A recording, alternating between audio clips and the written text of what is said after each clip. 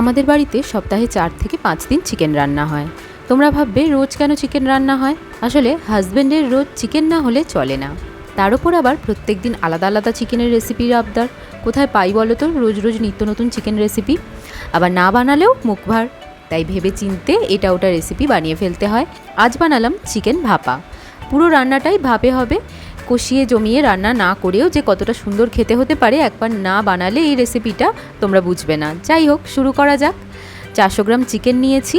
চিকেনের গ্রেভির জন্য একটা পেস্ট বানিয়ে নেব। লাগছে 2টো ডুমো করা পেঁয়াজ, 6 কোয়া বড় সাইজের রসুন, 1 ইঞ্চি আদা সরু করে কাটা, অর্ধেকটা টমেটো কুচি আর 10টা কাঁচা লঙ্কা। এবার কড়াইতে 2 চা চামচ তেল দিয়ে দিলাম। তেল ভালো করে গরম হলে 1.5টা কুচি করা পেঁয়াজ তেলে ছেড়ে দিচ্ছি। তাতে অ্যাড করলাম একটু হলুদ, নুন ও কাশ্মীরি লঙ্কার গুঁড়ো। পেঁয়াজটা আমি একদম বাদামি করে ভেজে বেরেস্তা বানিয়ে নেব। বেরেস্তার তেলটাও আমি নিয়ে নিচ্ছি।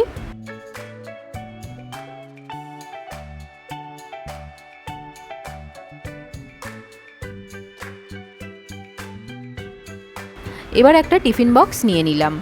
তাতে পেঁয়াজ আদা রসুনের পেস্টটা ঢেলে দিচ্ছি। মিক্সির বাটিটা ধুয়ে একটু জল মিশিয়ে দিয়েছি।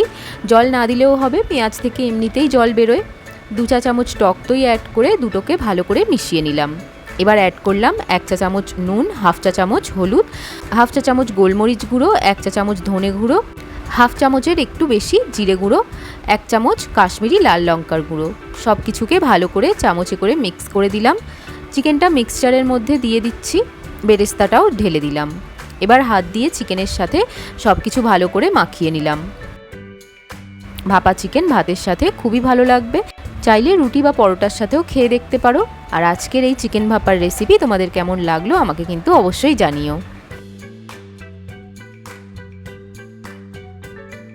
ওপর থেকে 2 চামচ তেল ছড়িয়ে দিচ্ছি ও 2টো কাঁচা লঙ্কা দিয়ে দিলাম। টিফিন বক্সের ঢাকনা দিয়ে দিলাম। ইন্ডাকশন ওভেনের ওপর কড়াই বসিয়ে তার মধ্যে একটা স্ট্যান্ড রেখে দিচ্ছি। ওভেন অন করে কড়াইতে 1 গ্লাস জল ঢেলে দিলাম।